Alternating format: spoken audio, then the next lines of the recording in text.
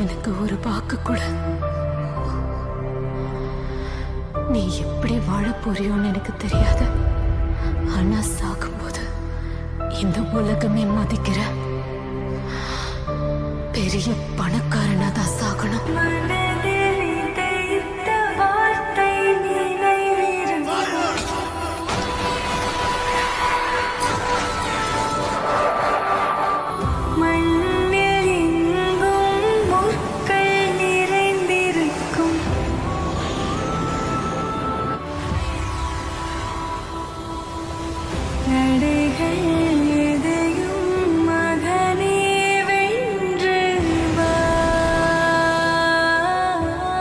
கடைசியா அவன் சாகுற நாள் வந்தாலும்